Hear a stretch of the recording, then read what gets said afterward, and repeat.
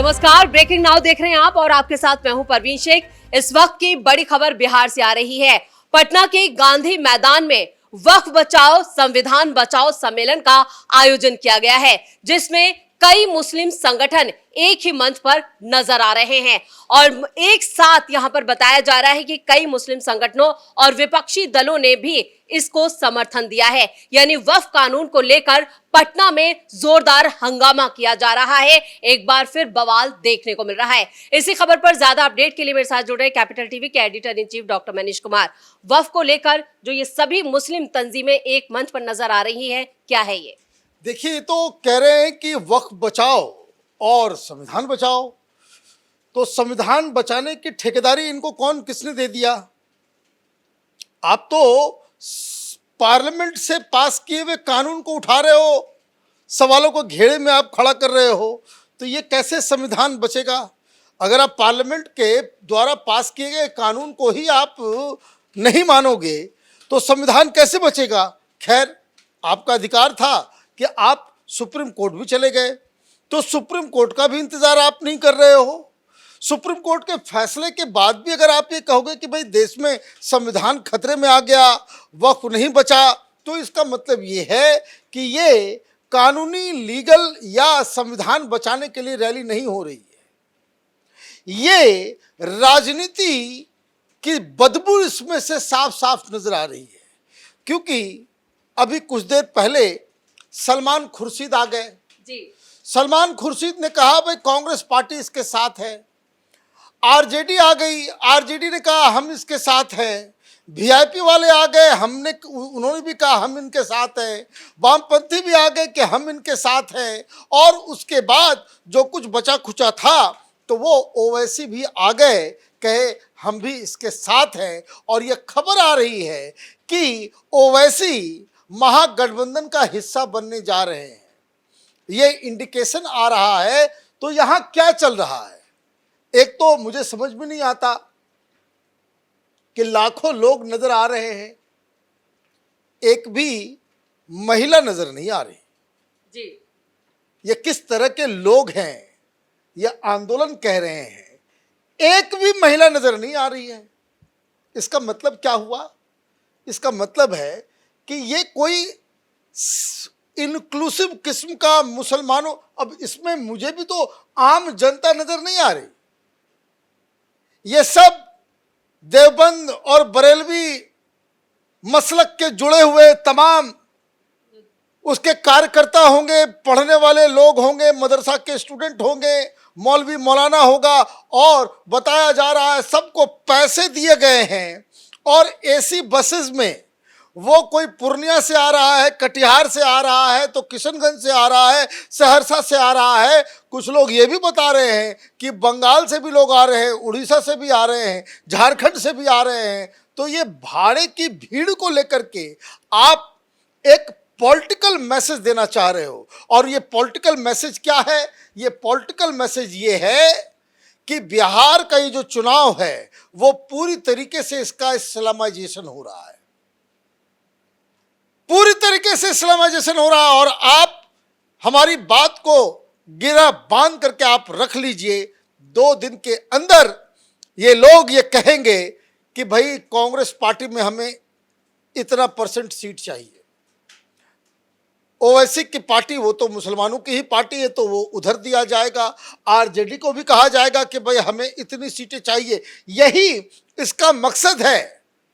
वक्फ के लिए अगर आपको आंदोलन करना था तो वो स्टेट नहीं चुनना था जहां चुनाव हो रहे हैं। चुनाव के समय गांधी मैदान में पॉलिटिकल रैलियां होती हैं। यहाँ पे किसी संविधान को बचाने के लिए और इस तरीके का नॉन पॉलिटिकल इवेंट करने की जगह ये नहीं है। दूसरी चीज, पैसा कौन दे रहा है, कौन स्पॉन्सर कर रहा है? इतने लोगों को जो आप इकट्ठा कर रहे हो, इतनी गाड़ियां, खाना पीना, सारी चीजें, तो मुझे लग रहा है मैसेज इज वेरी क्लियर कि भाई मुसलमानों का वोट चाहिए तो हमें हमारी शक्ति को देखो। ये क्या है? ये शक्ति प्रदर्शन है। नाम क्या लिया गया है? वक्फ का। अरे भाई, वक्फ बचाने की बात कर रहे हो, ये जो स्टेज पर जितने लोग बैठे हुए हैं पहले अपने अपने भाषण में आकर के बता दो कि तुमने कितनी जमीनें वक्फ की है। आप वक्फ की जमीन को दबा करके बैठे हुए हो, वक्फ के ऊपर कब्जा कर रखे हो, वक्फ के ऊपर मॉल बना रहे हो, होटल बना रहे हो, किराया खा रहे हो, मुसलमानों को कुछ दे नहीं रहे हो और ये कह रहे हो कि वक्फ को बचाना है। लेकिन इमारते शरिया जो अब तक नीतीश का समर्थन करता आया है, वो अचानक से इतना बागी क्यों हो गया और नीतीश के ही खिलाफ आवाज उठा रहा है? देखिए, वो कोई नीतीश वगैरह के समर्थन में इमारतें शरिया जो आज मेन संयोजक है इनका, जी। ये जो बुलाया है, ये काम इनका नहीं है, ये काम इनका नहीं है। अब आप इमारतें शरिया होकर के पॉलिटिकल रैली करवाएंगे, पॉलिटिकल पार्टी से बयान दिलवाएंगे आपके। भाई अगर आपको, जैसे एक एग्जाम्पल मैं आपको दे देता हूं जी। कि भाई भ्रष्टाचार के खिलाफ आंदोलन हो रहा है, भाई अन्ना हजारे का आंदोलन हुआ, आंदोलन में कभी किसी भी व्यक्ति को, पॉलिटिकल शख्स को स्टेज पे नहीं आने दिया गया, किसी को कुछ कहा नहीं गया। जी। तो जब आप आंदोलन करते हो और पॉलिटिकल पार्टीज को, पॉलिटिकल लीडर्स को उससे बाहर हटा देते हो, उसको स्टेज नहीं देते, उसको कोई जगह नहीं देते और उसको अगर आप एक्नॉलेज नहीं करते, तो वो क्या होता है, वो आंदोलन होता है। लेकिन जहां आप पॉलिटिकल पार्टीज के साथ मिल जाते हो, when political parties become part and parcel of your movement, it is no more a movement for work और संविधान बचाने, भ्रष्टाचार, वो फिर क्या हो गया, ये आप पॉलिटिकल एजेंट की तरह काम करने लग गए। तो पॉलिटिकल एजेंट आप क्यों बन रहे हो? आपको लग रहा है भाई बीजेपी को हराना है, बीजेपी को हराना है और मुसलमानों का वोट चाहिए, तो ये देखो, ये हमारी है ताकत, हम लोग बहुत लिफाफा ले लिए। दबाव बनाने की कोशिश है पूरी। दबाव क्या बनाएंगे? ये इसमें कौन ऐसा आदमी जो इलेक्शन के समय पैसे नहीं खाता है? ये कोई बता दे। सबके रेट्स तय किए हुए हैं, ये बकवास कर रहे हैं, ये वोटों के सौदागर, मुसलमानों का वोट का सौदा ये हर गली मोहल्ले में होता है इस देश के अंदर में, कोई छिपी हुई बात है? लेकिन ये जो आंदोलन चुनाव से ठीक पहले हुआ है, ये लग रहा है, ये संदेश दिया जा रहा है कि अब लिफाफा नहीं, अब हमको हिस्सेदारी चाहिए। यही बात जो है, मुझे लग रहा है कि इस पूरे ये वक्फ का तो सिर्फ ढकोसला है। भाई आपके आंदोलन से क्या फर्क पड़ जाएगा? सुप्रीम कोर्ट में फैसला बदल जाएगा, ये पार्लियामेंट में बदल गया, आपने तो इतना तो उठा पटक आपने कर लिया, सब कुछ कर लिया आपने। इससे पहले जब आपने वक्फ के लिए, वक्फ के हिसाब से आंदोलन किया, तो जंतर मंतर पे कितने लोग आए? 1000 लोग। यही पटना, यही सब कुछ पटना में ही आपने एक इस तरह का आंदोलन किया, कितने लोग आए? 500। आज यहां इतनी भीड़ कैसे आई? ये फर्क समझिए कि वक्फ जो है कोई मुसलमानों के अंदर का मुद्दा नहीं है। मुसलमान खुश है इस बात को लेकर के कि इस तरह के लैंड माफिया, ये मौलवी मौलानाओं के कुचक्र से वक्फ को आज़ादी मिलेगी, मुसलमानों का भला होगा। लेकिन आज ये भीड़ क्यों आई है?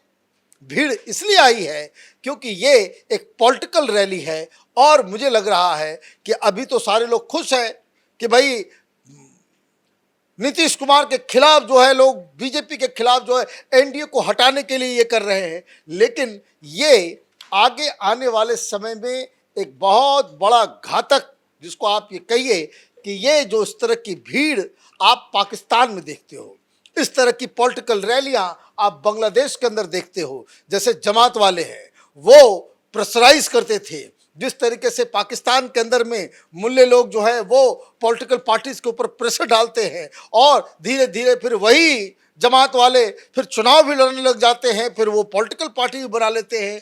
तो ये जो आज जो देख रहे हैं गांधी मैदान के अंदर में, गांधी मैदान हमेशा बड़े बड़े आंदोलन, बड़े बड़े बदलाव का एक विटनेस रहा है। यहाँ से एक साफ मैसेज जा रहा है कि बिहार की राजनीति और देश की राजनीति का वो इस्लामीकरण जो है वो उसकी शुरुआत हो गई है। बिल्कुल, इस तमाम जानकारी के लिए बहुत बहुत धन्यवाद। और जिस तरह से पटना के गांधी मैदान में यह आयोजन हो रहा है और यहां से मुस्लिम पर्सनल लॉ बोर्ड के जो मदनी हैं उनकी गैर मौजूदगी भी ये बता रही है कि ये जो पूरा आयोजन है वो सिर्फ एक पॉलिटिकल एक सियासत है, इससे ज्यादा कुछ नहीं, क्योंकि बिहार में 4 महीने बाद चुनाव है और चुनावों से पहले जिस तरह से ये मुस्लिम तंजीमें एक मंच पर नजर आई हैं, उससे साफ मैसेज यही जा रहा है कि ये कुछ नहीं, सिर्फ हिस्सेदारी और जो चुनाव आ रहे हैं उसमें कितनी सीटें हमें दी जा रही है उसके लिए प्रेशर बनाने की कोशिश की जा रही है। वक्फ के नाम पर यह सिर्फ एक खेल जो है वो खेला जा रहा है और मुसलमानों को